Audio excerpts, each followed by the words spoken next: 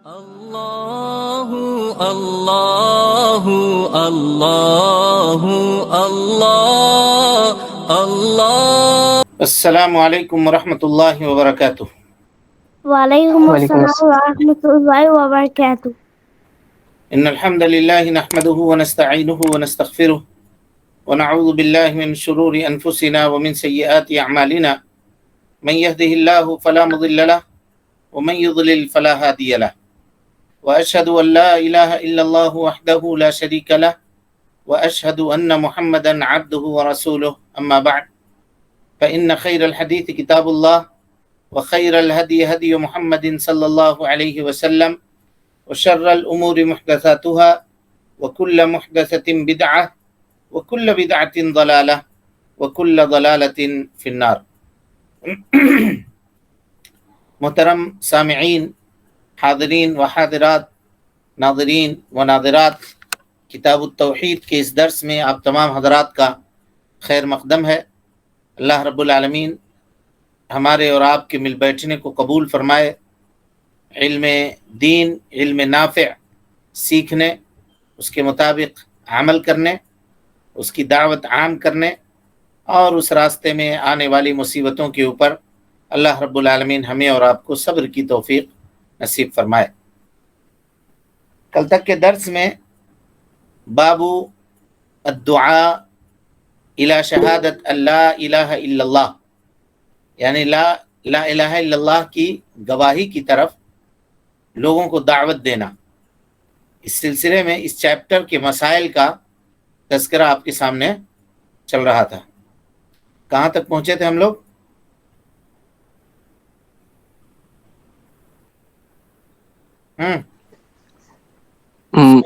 معلم کو چاہیے کہ وہ متعلم کے شبہات کی بھی دور کرے، یہ ہوا تھا، ہو گیا تھا۔ اس کے بعد نمبر 14 نمبر تھا نا؟ جی 15 نمبر، بسم اللہ۔ الحمد للہ وحدہ والصلاۃ والسلام علی من لا نبی بعد، اما بعد۔ 15 زکوٰۃ میں عمدہ اور قیمتی مال لینا منع ہے۔ زکوٰۃ میں عمدہ اور قیمتی مال لینا منع ہے۔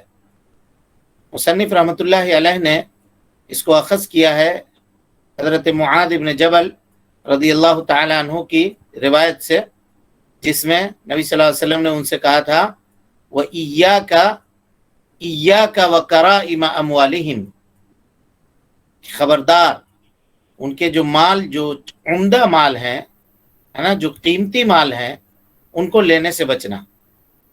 اور وہاں پر ہم نے یہ تفصیل آپ کے سامنے کی تھی کہ زکوٰۃ لینے والے کو چاہیے کہ اگر جانور میں زکوٰۃ لے رہا ہے کسی سے، تو جو اچھا موٹا فربا تازہ جانور ہے، جو قیمتی جانور ہے، وہ نہ لے، بلکہ نہ تو بہت زیادہ کمزور لے اور نہ بہت زیادہ موٹا تازہ لے، بلکہ درمیانی جو جانور ہے اس کو لے، درمیانی جو جانور ہے اس کو لے، تاکہ مال جو ہے یہ محبوب ہوتا ہے لوگوں کی نگاہ میں، اور زکوٰۃ وصول کرنے والا اگر ان مالوں کو لے لے تو اس سے کیا ہوگا؟ بوجھ پڑے گا زکوٰۃ دینے والے کے اوپر۔ تو آدمی کو چاہیے کہ وسط جو درمیانی مال ہے اس مال میں سے لے۔ چلیے 16 مظلوم کی بد دعا سے بچنا چاہیے۔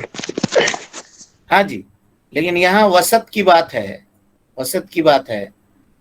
اب جو وہ روایت ہے لن تنالوا البر حتی، آیت قرآنی ہے یا آیت کریمہ ہے، نبی صلی اللہ علیہ وسلم، اللہ رب العالمین نے فرمایا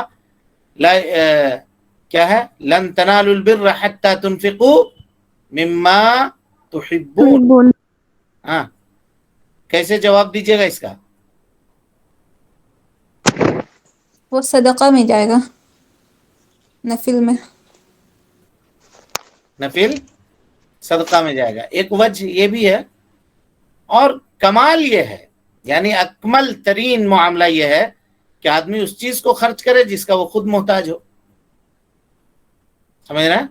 جس کا خود محتاج ہو۔ قرآن مجید نے کہا یؤثرون علی انفسہم ولو کان بہم خصاصہ، انصار کے بارے میں بیان کیا کہ وہ لوگ اپنی ضرورتوں کے اوپر دوسری کی ضرورتوں کو ترجیح دیتے ہیں، ہے نا. آج ہمارا آپ کا معاملہ ہم لوگوں کا یہ ہے کہ اگر کوئی غریب ہے، مسکین ہے آیا، تو ہم لوگ گھر میں تلاشتے ہیں کہ وہ کون سی چیز ایسی ہے جو ہمارے استعمال کے لائق نہیں ہے، اس کو دے دیتے ہیں.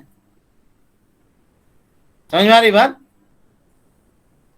جی صدقہ تو ہوا، چلیے ہوا صدقہ، ہم یہ نہیں کہہ رہے ہیں کہ وہ دینے سے صدقہ نہیں ہوا، لیکن کامل اور مکمل نہیں ہوا. حاجت مند، ضرورت مند آیا تو جو اچھا چیز ہے، جو پسندیدہ چیز ہے، آپ اس کو دے سکتے ہیں. یہ کامل اور مکمل بات ہوئی. ورنہ آدمی وسط سے، درمیانی چیز سے خرچ کرے، اللہ رب العالمین کے راستے میں صدقہ و خیرات کرے تو یہ اس کے لیے بہتر ہے. لیکن اگر پسندیدہ چیز اللہ رب العالمین کے راستے میں خرچ کرے تو یہ کمال کی بات ہے. چلیے. مظلوم کی آہو بد دعا اور اللہ تعالیٰ کے درمیان کوئی حجاب نہیں. ہاں مظلوم، یہ نمبر 16 ہے نا. جی ہاں، مظلوم کی بد دعا سے بچنا چاہیے، کیونکہ اگر مظلوم نے بد دعا کر دیا تو کیا ہوگا؟ اگرچہ وہ فاسق و فاجر ہے، ہم نے بیان کیا ہے، جس کے اوپر آپ ظلم کر رہے ہیں اگرچہ وہ فاسق و فاجر ہے، لیکن اگر اللہ رب العالمین کے سامنے اس نے اگر فریاد رکھ دی تو ظالم کی پھر خیر نہیں ہے. اسی لیے کسی بھی چھوٹے سے چھوٹے معاملے میں، بڑے سے بڑے معاملے میں کسی شخص کے اوپر ظلم نہیں کرنا چاہیے اور اس سے بچنا چاہیے. چلیے. 17 تھا 18 سید المرسلین حضرت محمد صلی اللہ علیہ وسلم اور حضرات اولیاء صحابہ کرام رضی اللہ عنہم کو جن مشقوں، بھوک اور تکالیف، جن مشقتوں مشقتوں، بھوک اور تکالیف کا سامنا کرنا پڑا، وہ تمام دلائل توحید میں سے ہیں. کیسے ہے کوئی بتائیے جی. توحید پیش کرنے کی وجہ سے ان کو یہ سب مصیبتیں کا سامنا کرنا پڑا.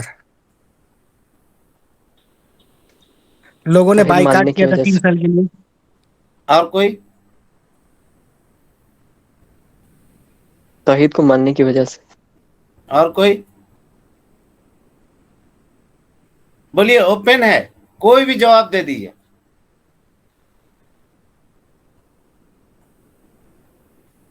بلال رضی اللہ تعالیٰ عنہ کو تپتی ہوئی ریت پر لٹا دیا گیا، پھر بھی وہ احد احد کہتے رہے.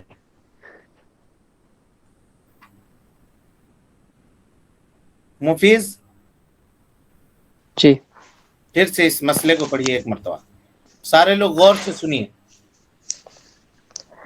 زور سے سید پڑھیے، تھوڑا آواز المرسلین بلند کر کے. ہاں. سید المرسلین حضرت محمد رسول اللہ صلی اللہ علیہ وسلم اور حضرات اولیاء صحابہ کرام رضی اللہ عنہم کو جن مشقتوں، بھوک اور تکالیف کا سامنا کرنا پڑا، وہ تمام دلائل توحید میں سے ہیں. آپ لوگ جو جواب دیے وہ صحیح ہے؟ توحید پھیلانے کے لیے ان کو صحابہ کو جو مشقت ہوئی، جو تکلیف ہوئی، جو پریشانی ہوئی، یہ اس کے اندر توحید کی دلیل ہے، یہ کہہ رہے ہیں. کیسے دلیل ہے؟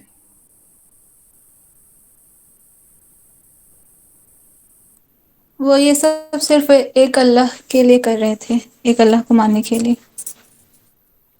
نہ. اور کوئی؟ 360 خداؤں کا انکار کر کے ایک اللہ کی عبادت اور اس کی دعوت کے لیے کیا گیا کوشش، اس وجہ سے ان کو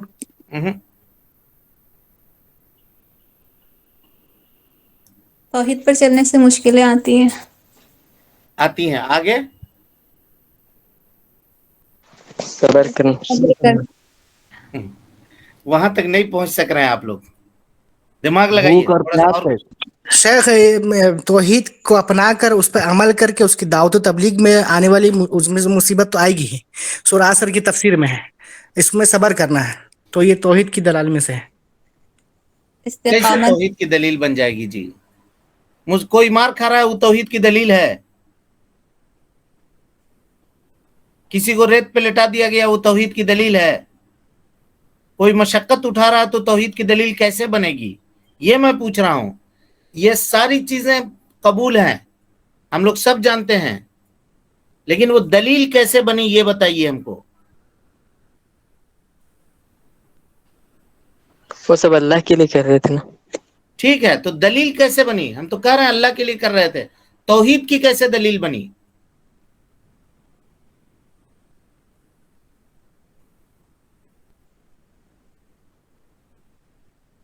सरेंडर कीजिए, तब हम बताएंगे। आप बता दीजिए। जी बता दें। देखिए, जी बता अल्लाह के अलावा जितने लोगों को आज लोग पूछते हैं, चाहे कोई भी हो, अजमेर में रहने वाले हों, बगदाद में रहने वाले हों, कहीं रहने वाले हों, उस सहाबा से ऊपर है या नीचे हैं? नीचे। नीचे। बोलिए भाई। नीचे बहुत नीचे। नीचे नीचे। ये कह रहे हैं कि तौहीद के रास्ते में सहाबा को तकलीफ हुई है, जो इन वलियों से बहुत ऊंचे थे। अगर वो तकलीफ दूर करने के काबिल होते तो पहले वो अपने से तकलीफ को दूर कर लेते। वो अपने से तकलीफ न दूर कर सके। पता ये चला कि जो खुद से तकलीफ को दूर नहीं कर सकता है, वो हमारी और आपकी तकलीफ को क्या दूर करेगा। ये दलील हुई तौहीद की। अगर वली इतना करामत वाला होता है वाकई, तो हजरत बिलाल हबशी जिनको रेत के ऊपर लेटाया गया, सुनिए जी, आज करके वली को आया तो आप देखिएगा, इधर यूं एक इशारा कर दिया तो पहाड़ से पत्थर उड़ गया, उधर से इशारा कर दिया तो पहाड़ से पत्थर उड़ गया। किससे बयान करते हैं, नहीं करते हैं? करते हैं। जी सर। ये सब लोगों के दिमाग को डाइवर्ट करने के लिए। हम करामत औलिया का इनकार हरगिज नहीं कर रहे हैं, लेकिन ये बता रहे हैं कि हजरत बिलाल हबशी रजी अल्लाह तआला अन्हु के पांव के कदम का धूल भी नहीं हो सकता कोई आजकल के जमाने का, कितना बड़ा भी वली क्यों ना हो जाए, उनके मकाम और मर्तबे को नहीं पहुंच सकता। बावजूद इसके वो तकलीफ बर्दाश्त किया उन्होंने, अपने आप को न बचा सके तकलीफ से। अगर वो तकलीफ बचाने का कुछ भी कुदरत उनके पास होती, तकलीफ दूर करने का, तो वो पहले अपने को दूर करते या हमारा दूर करते? अपना। भाई पहले अपना। तो ये तौहीद की दलील है या नहीं है? बोलिए। जी। जी सर। जी। ये है। इस तरह के इस्तिदलाल को समझिए, इस तरह समझिए, तब जाकर के आप किताब तौहीद का सही तौर पे हक अदा कर सकेंगे। बहुत बारीक इबारतें हैं इसकी। कहा तौहीद के दलीलों में से एक दलील है सहाबा किराम रिजवानुल्लाह अलैहिम अजमईन को जो मशक्कतें उठानी पड़ी, जो ताब हुआ, उनको थकावट हुई, सफर करते थे दूर दूर तक। ये हालत थी कि पैर में पहनने के लिए जूता नहीं रहता था। अल्लाह ताला जज़ाए खैर से नवाजे, अल्लाह रब्बुल आलमीन राजी हो उन लोगों से, रज़ी अल्लाहु अन्हुम।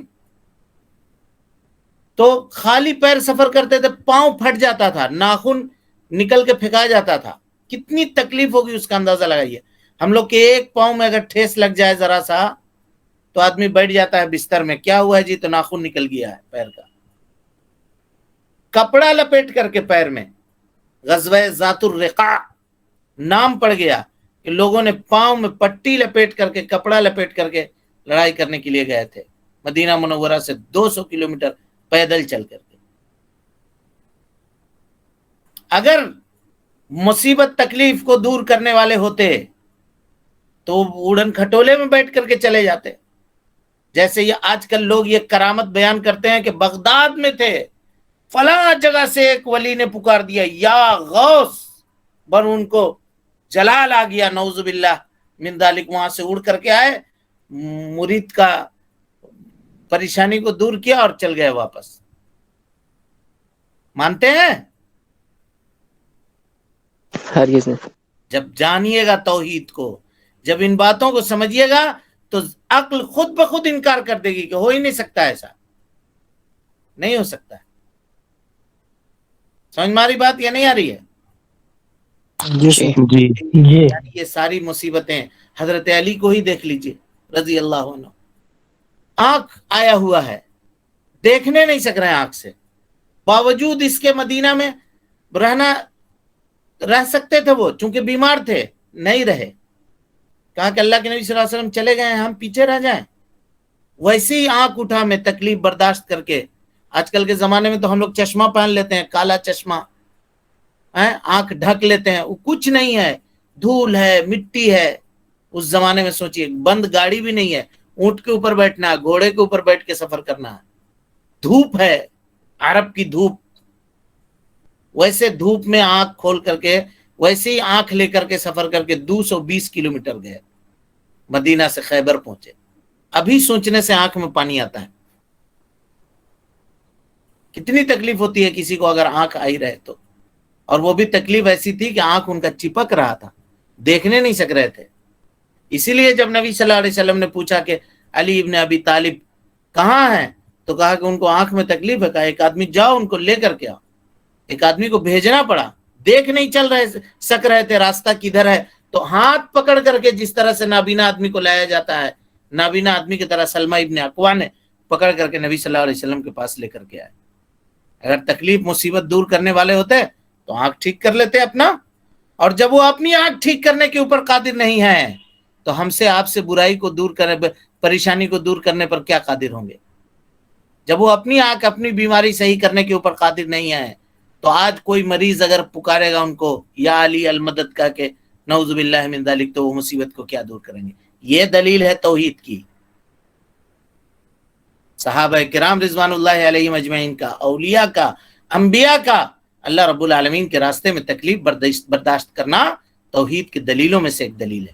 کیسے دلیل ہے؟ ایسے دلیل ہے کہ اگر وہ تکلیف دور کرنا کے اوپر قادر ہوتے تو اپنے سے کر لیتے. اللہ کے نبی نے کہا قُلْ لَا أَمْلِكُ لِنَفْسِي نَفْعًا وَلَا ضَرًّا، اے لوگوں میں اعلان کر رہا ہوں تمہارے سامنے، میں اپنے ذات کے لیے، اپنی ذات کے لیے، نبی نے کہا، نفع اور نقصان کا کچھ بھی مالک نہیں ہوں، اپنی ذات کے لیے.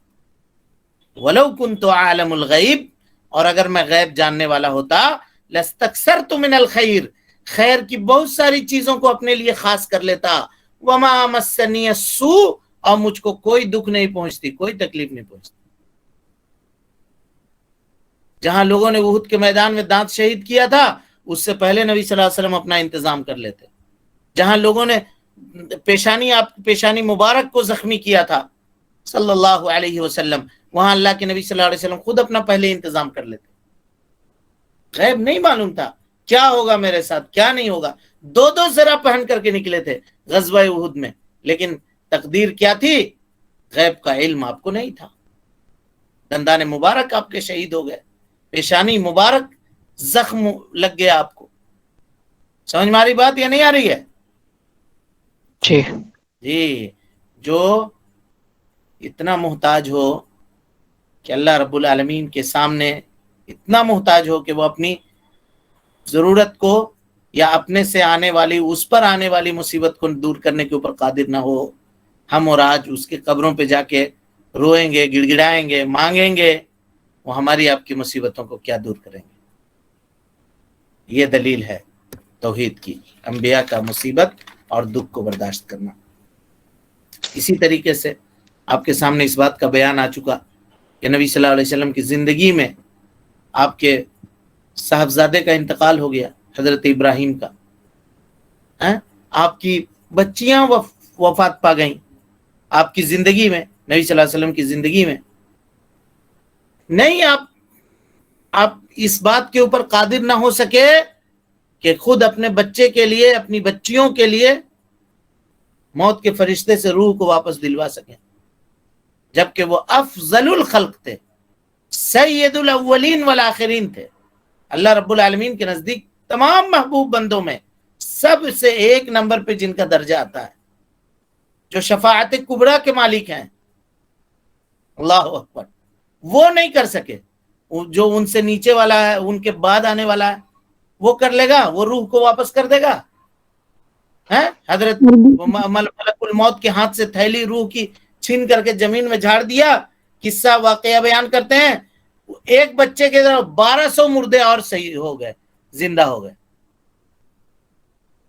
کیسی کیسی کہانیاں بیان کرتے ہیں لوگ، اور بیان کر کے لوگوں کو شرک کے دلدل میں، برائی کے دلدل کے اندر ڈالتے ہیں۔ اللہ تعالی ہمارے آپ کی اور ہم سب کی حفاظت فرمائے، اور شرک سے ہم کو اور آپ کو محفوظ رکھے، واللہ المستعان۔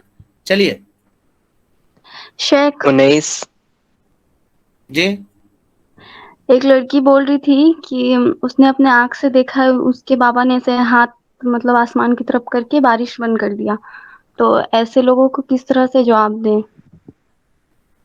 آئے گا، اس کا بیان آئے گا انشاءاللہ اس میں، ہے نا؟ کرامات وغیرہ کے باب میں جب ہم لوگ آگے جائیں گے تو اس کا آئے گا بیان، انشاءاللہ انتظار کیجیے۔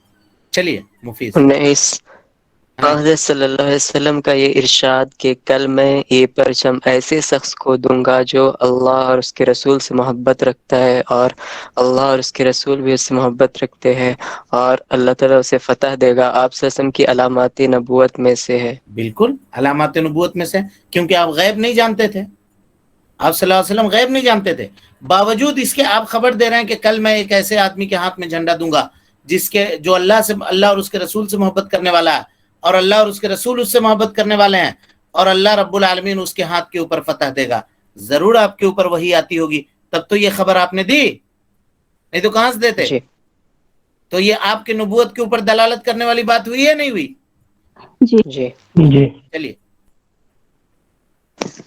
20 آپ صلی اللہ علیہ وسلم کا حضرت علی رضی اللہ عنہ کی آنکھ میں لعاب ڈالنا اور ان کا فوراً صحت یاب ہو جانا بھی علامات نبوت میں سے ہیں۔ بالکل، یہ بات گزر چکی ہے، اور ہم نے بتایا کہ نبی صلی اللہ علیہ وسلم سے ہر وہ چیز جو جدا ہوتی تھی وہ سب کے سب پاک تھا، اور لوگ اس کو استعمال کرتے تھے۔ آپ کا پسینہ لوگ لے جا کر کے دلہا اور دلہن کو لگایا کرتے تھے۔ ہاں چلیے، اور اس پہ جو عقیدے کی بات تھی وہ بھی ہم نے آپ کے سامنے اس کی وضاحت کر دی تھی کہ آج کے زمانے میں نہیں کر سکتے، یہ نبی صلی اللہ علیہ وسلم کے ساتھ خاص تھا۔ چلیے 21 اس واقعے سے حضرت علی رضی اللہ عنہ کی فضیلت بھی عیاں ہوتی ہے۔ بالکل، اللہ اکبر، کتنی عظیم فضیلت ہے، دیکھیے کتنی عظیم فضیلت ہے۔ اسی لیے جی کوئی بھی شخص جو مومن ہوگا وہ حضرت علی سے محبت کرے گا، غور کیجئے، اور حضرت علی جن سے محبت کرتے تھے ان سے محبت کرے گا۔ حضرت علی رضی اللہ تعالیٰ عنہ حضرت ابو بکر صدیق رضی اللہ تعالیٰ عنہ سے محبت کرتے تھے، عمر ابن خطاب رضی اللہ تعالیٰ عنہ سے محبت کرتے تھے، عثمان غنی رضی اللہ تعالیٰ عنہ سے محبت کرتے تھے۔ حضرت علی رضی اللہ تعالیٰ عنہ سے محبت کرنے والا مومن ہے، تو حضرت علی جن سے محبت کرتے تھے تقاضا یہ ہے حضرت علی سے محبت کا کہ ان سے بھی محبت کیا جائے۔ کچھ لوگ ایسے ہیں جو حضرت علی رضی اللہ تعالیٰ عنہ کی شان میں غلو کرتے ہیں اور دوسرے صحابہ کرام رضوان اللہ علیہم اجمعین کو برا بھلا کہتے ہیں۔ ایسا کرنا جائز اور درست نہیں ہے، اور یہ منافقین اور نفاق کی علامت ہے، نفاق کی علامت ہے، کیونکہ اللہ کے نبی صلی اللہ علیہ وسلم نے گواہی دی حضرت علی رضی اللہ تعالیٰ عنہ کے متعلق کہ وہ اللہ سے اور اس کے رسول سے محبت کرتے ہیں، حضرت علی رضی اللہ عنہ، اور اللہ اور اس کے رسول حضرت علی سے محبت کرتے ہیں۔ اس سے بڑا سرٹیفکیٹ اور کیا چاہیے بھائی کسی کو؟ جس سے اللہ محبت کرے گا اور کیا چاہیے؟ یہی تو بندے کا کمال ہے، اور کمال انسانیت کے کمال کا معراج یہ ہے کہ وہ اللہ رب العالمین کا محبوب ہو جائے۔ ہماری اور آپ کی کوششوں کا محور یہ ہے کہ اللہ رب العالمین ہم سے راضی ہو جائے، جبکہ یہاں جناب محمد رسول اللہ صلی اللہ علیہ وسلم خود سرٹیفکیٹ دے رہے ہیں کہ اللہ محبت کرتا ہے ان سے، اللہ کے رسول ان سے محبت کرتے ہیں۔ چلیے فضیلت 22 ہاں اس واقعے سے صحابہ کرام رضی اللہ عنہم کی عظمت اور فضیلت بھی واضح ہے کہ وہ ساری رات یہ سوچتے رہے کہ پرچم کس خوش نصیب کو ملنے والا ہے، اور اس خیال میں وہ فتح کی بشارت بھی بھول گئے۔ اللہ اکبر، اللہ اکبر، یہ ہے خیر جی، اس کو کہتے ہیں خیر۔ دیکھیے کئی دنوں سے وہ لوگ لگے ہوئے تھے کہ یہ قلعہ فتح ہو جائے جس میں یہود تھے، کوششیں چل رہی تھی، نہیں کامیاب ہو پا رہے تھے۔ نبی صلی اللہ علیہ وسلم نے کہا کہ کل میں ایک ایسے شخص کو پرچم دوں گا جس کے ہاتھ میں اللہ رب العالمین فتح دے دے گا۔ فتح کی خوشی بھول گئے یہ لوگ، حالانکہ اس وقت امپورٹنٹ یہ تھا کہ چلو پرچم کسی کو ملے، فتح تو مل جائے گی. ہم لوگ ہوتے تو یہ سوچتے نہیں سوچتے. جی بولیے. لیکن اللہ اور اس کے رسول کی محبت کا سرٹیفکیٹ، یہ اعجاز، اتنا بڑا اعجاز تھا ان کی نگاہوں میں. اللہ رب العالمین اور اس کے رسول کی قدر و منزلت اتنی تھی کہ وہ فتح کیوں بھی نہیں سوچنے لگے، بلکہ رات بھر اسی خیال میں رہے کہ وہ کون خوش نصیب آدمی ہوگا جس کو اللہ کے نبی صلی اللہ علیہ وسلم صبح میں جھنڈا دیں گے اور اس کو یہ پروانہ حاصل ہو جائے گا کہ اللہ اور اس کے رسول سے وہ محبت کرتا ہے. غور کیجیے. اور آج ہم لوگ نبی صلی اللہ علیہ وسلم اور اللہ رب العالمین کی باتوں کو تھوڑی تھوڑی سی اس کو خوش کرنے کے لیے، اس کو راضی کرنے کے لیے، اس کو ٹھیک کرنے کے لیے، وہ کیا کہے گا، یہ کیا کہے گا، فلانواں کیا کہے گا، اس کو کہنے کے لیے حدیثوں کو قربان کرتے ہیں. سمجھ میں آ رہی بات؟ تھوڑی تھوڑی سی ضرورت کے لیے حدیثوں کو قربان کر دیتے ہیں. گنجائش تراشتے ہیں کہ بھائی گنجائش دیجیے، ہم ایک ہی بار نہ کر رہے ہیں، روز روز تھوڑی یہ موقع آئے گا. سوچ لیجیے ہم لوگ کہاں ہیں اور صحابہ کرام رضوان اللہ علیہ مجمعین کہاں تھے، اور اللہ رب العالمین نے ان کے ایمان کو ہمارے ایمان کا ضابطہ بنایا. فَإِنْ آمَنُوا بِمِثْلِ مَا آمَنْتُمْ بِهِ فَقَدْ اهْتَدَوْا. اے صحابہ جان لیجئے اگر آپ کے بعد میں آنے والے لوگ اس جیسا ایمان لاتے ہیں جیسا آپ ایمان لائے ہیں، تب یہ ہدایت والے ہوں گے. چلیے. تو اس سے ایمان بالقدر کی بھی قدر بھی ثابت ہوتا ہے کہ پرچم ایسے شخص کو مل گیا جس نے اس کے لیے کوئی کوشش یا خواہش نہیں کی، اور کوشش کرنے والے اس کے حصول سے محروم رہے. اللہ اکبر. یہ دیکھیے ایمان بالقضاء والقدر اس سے ثابت ہوتا ہے. کیسے ثابت ہوتا ہے؟ کہ یہ قضاء اور قدر کا ہی معاملہ ہے کہ اللہ تعالیٰ جو چاہتا ہے وہ ہوتا ہے. اگر پوری دنیا کے لوگ اس بات کے اوپر اکٹھے ہو جائیں کہ آپ کو فائدہ پہنچا دیں، نہیں پہنچا سکتے. اب پوری دنیا کے لوگ اس بات کے اوپر اکٹھے ہو جائیں کہ آپ کو نقصان پہنچا دے تو نہیں پہنچا سکتے، مگر اتنے ہی جتنا اللہ نے آپ کی تقدیر میں لکھ دیا.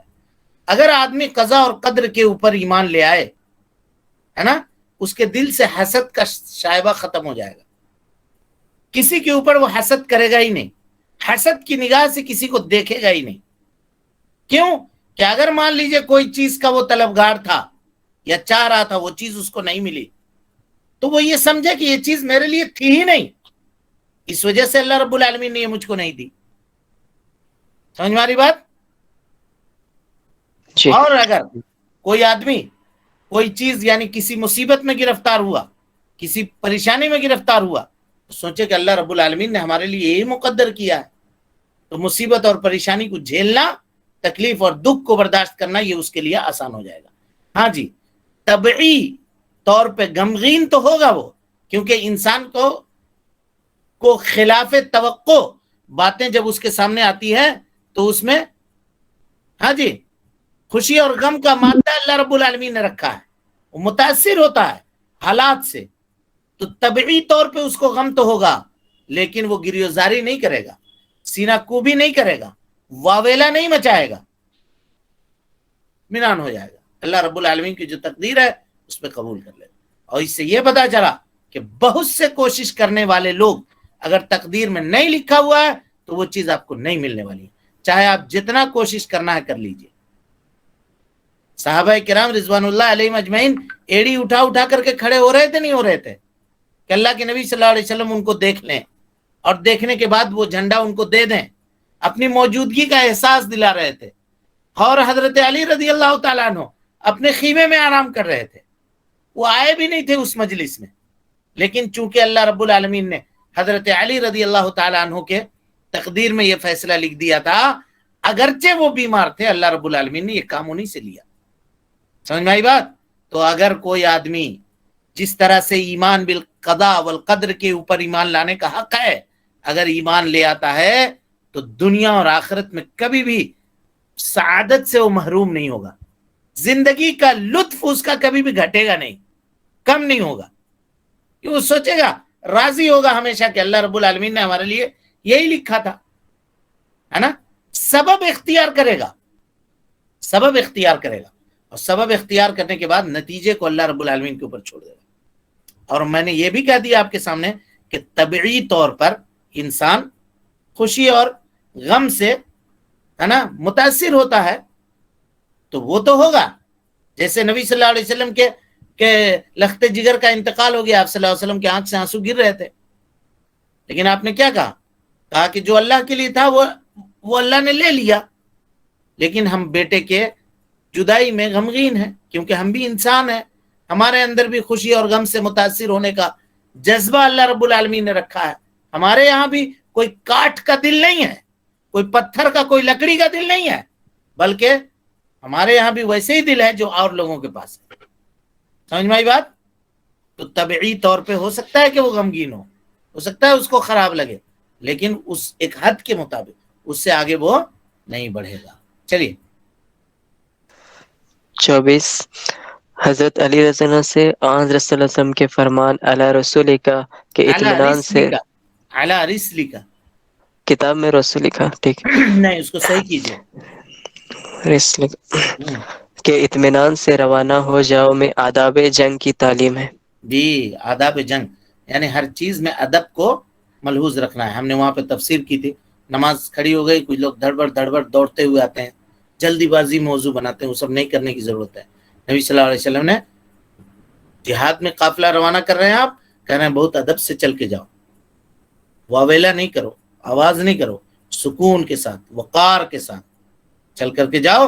فَإِذَا نَزَلَ بِسَاحَتِهِمْ حَتَّى تَنزِلَ بِسَاحَتِهِمْ، تم ان کے آنگن میں اتر جاؤ، قلعے کے سامنے کی جو میدان ہے وہاں پہنچ جاؤ، اور پہنچنے کے بعد پھر ان کو دعوت دو، اسلام کی دعوت دو۔ وقت ہو گیا جی، چلیں، اللہ رب العالمین سے دعا ہے کہ اللہ تعالی ہمیں اور آپ کو حسن عمل کی توفیق دے، ہماری اصلاح فرمائے، ہماری نیکیوں کو قبول فرمائے، سیئات کو درگزر کرے۔